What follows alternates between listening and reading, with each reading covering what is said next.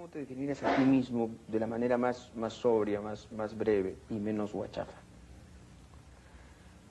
Dado que estás amenazado también. Mira, es tan difícil que uno se defina a sí mismo con conocimiento de causa. La frase esa de Borges, uno se mira en el espejo y no sabe cómo es su cara.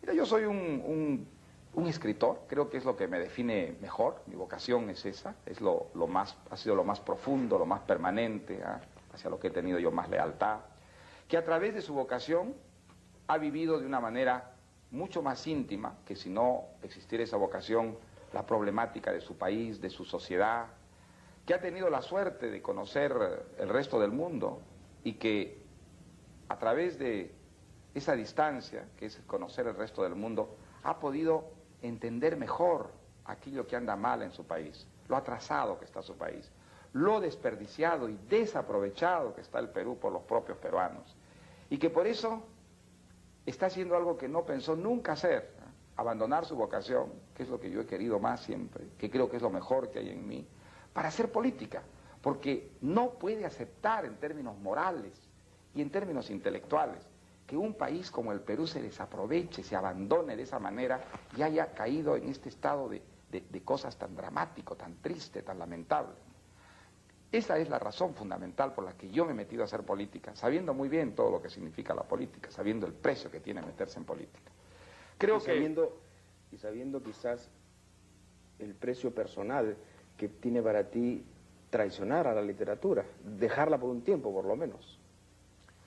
Bueno, yo espero que esto a lo largo esté justificado, que esta interrupción de mi vocación le sirva a mi país, le traiga a mi país algún provecho, y entonces yo me sentiré perfectamente justificado de esta deslealtad transitoria. Si te dieran a elegir entre la presidencia del Perú y el premio Nobel, te parecería un dilema infantil, ¿no? Bueno, son como el agua y el aceite, son cosas que no tienen que ver una con otra, ¿no? ¿Te duele no haber recibido el premio Nobel? No, en absoluto. César, ¿Quisieras no. recibirlo? Bueno, naturalmente que me sentiría muy contento si recibo el premio Nobel. Parece que te pueden hacer sufrir muchos años más todavía. Sí. Bueno, pero nunca hice del premio Nobel realmente una obsesión. ¿Qué hiciste? Mejor dicho, ¿cuál fue verdaderamente tu obsesión en literatura? Mi obsesión ha sido escribir una obra maestra, ¿eh? ¿Sientes que hay ya un la has libro de Cyril Connell, de un escritor inglés muy bonito, donde dice: la obsesión de un escritor debe ser escribir la obra maestra. Yo he tenido esa obsesión desde niño, desde que empecé a admirar las grandes obras de la literatura. Ha sido el gran sueño, escribir alguna vez una obra que fuera para otros lo que fue para mí leer Los Tres Mosqueteros, Moby Dick, Madame Bovary, El Quijote. Es imposible que uno pueda juzgarse a sí mismo, ¿no? Sí, totalmente. Es imposible, sobre todo en literatura, saber qué vale lo que uno ha escrito. Totalmente imposible. ¿Imposible? Totalmente imposible. Sobre eso, pero, sin embargo, siempre tiene un enigma, una incógnita.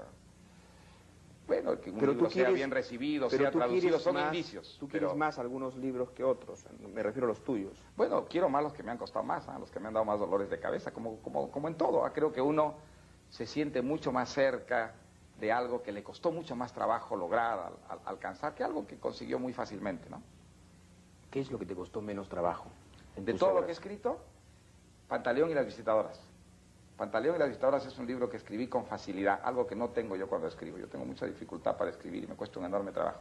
Pero Pantaleón lo escribí rápido, me tomó apenas un año, y lo escribí además divirtiéndome, algo que no me ocurre cuando escribo novelas. Yo cuando escribo novelas sufro mucho, pero en esta novela la escribí riéndome, y a veces a carcajadas, ¿no? ¿Te divertiste al escribir Elogio de la madrastra, ese libro que ha horrorizado tanto al ingeniero A mi adversario, sí. Sí me divertí. Me costó mucho trabajo, porque quería escribir una obra que fuera una obra sobre el amor físico, que lo dijera todo y que al mismo tiempo fuera elegante, fuera de buen gusto, que no hubiera mal gusto en la obra, y que se consiguiera todo eso a través de una prosa sumamente cuidada, refinada. Pero me divertí mucho, fue una especie de desafío que me hice yo mismo, de escribir una obra de amor físico que fuera una obra elegante, que fuera una obra de buen gusto, que no tuviera la vulgaridad que suele tener la literatura erótica, ¿no? ¿En qué pensaste? ¿En Nabokov? ¿En Miller? Pensé en Nabokov, pensé sobre todo en la literatura del siglo XVIII, donde el género erótico, el género del amor físico, pues estuvo muy de moda y tuvo grandes escultores, ¿no? Pensé en algunos escritores, pensé en las memorias de Rousseau, por ejemplo. Las memorias de Rousseau son unas memorias muy lindas, muy interesantes, pero que están también cargadas de una gran exaltación en lo que se refiere al amor físico, ¿no? O en las procaces cartas de Joyce. En las procaces cartas de Joyce, en Mirabeau, en las cartas de Mirabeau. No te has resignado a no escribir, pero ¿extrañas leer como leías antes? Sí, extraño mucho. Extraño Eso mucho. debe Antes ser leía quizás muchas horas al día. El más alto y costo de ahora, la campaña, durante ¿no? toda esta campaña, ¿sabes lo que he podido hacer? Eso sí, todos los días, leer un pequeño poema. Por lo general elegía un poema que fuera muy perfecto, algo que realmente me diera una idea de un mundo de limpieza, de gran claridad, un soneto, un mundo sin suciedades, sin las inmundicias que uno ve tanto en la vida política. ¿Y qué elegías? Por ejemplo, Góngora. Leía mucho Góngora, a escritores perfectos y que además son de un mundo formal, impecable, a donde parece no llegar, ¿no es cierto? Nada que sea sucio o imperfecto. Entonces esa ha sido mi compensación. Como diamantes, ¿no? Sí. Como encontrar diamantes. Como un mundo puro donde podía refugiarme, aunque fuera 15 minutos, 20 minutos al día.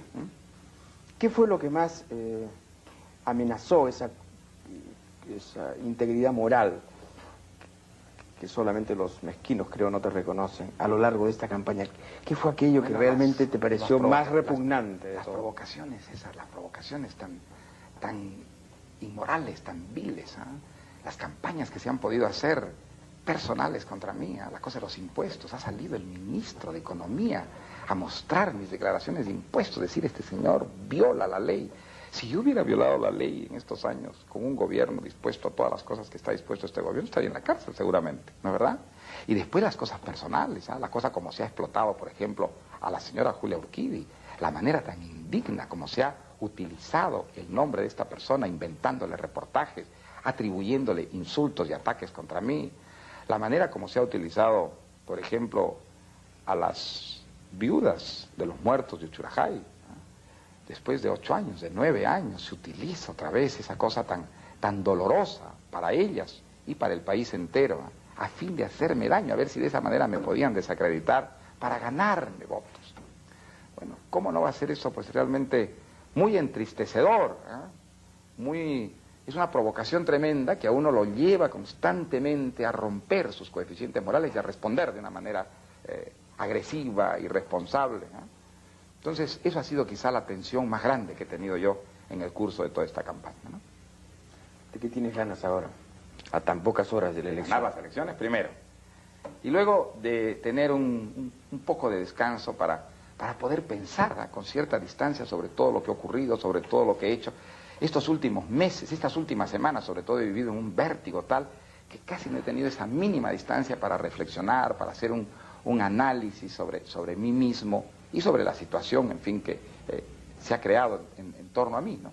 Entonces, ese mínimo espacio es una cosa que veo venir con mucha alegría. Si ganaras... Luego de la victoria, desde luego. Si ganaras, como algunos sondeos permitirían insinuarlo, todo está claro. Pero si perdieras, ¿qué harías? Bueno, César, en una elección democrática, unos ganan y otros pierden. Sí. No, pero ¿qué harías tú? ¿Te irías del Perú? Bueno, eso voy a contestártelo pues luego del domingo. Hasta el domingo, para mí, mi hipótesis de trabajo, la única que tengo presente es la de la victoria. Perfecto. No sé si tienes algo que añadir al final de esta... Pues nada, César, entrevista. agradecerte una vez más esta entrevista. Creo que tú eres uno de esos periodistas que tiene la virtud de hacerme hablar y decir cosas que muchas veces no suelo decir, que reservo por un cierto pudor personal, pero tú sueles plantear las entrevistas de tal manera que haces que resulten mucho más exhibicionistas de lo que suelo ser, por lo menos.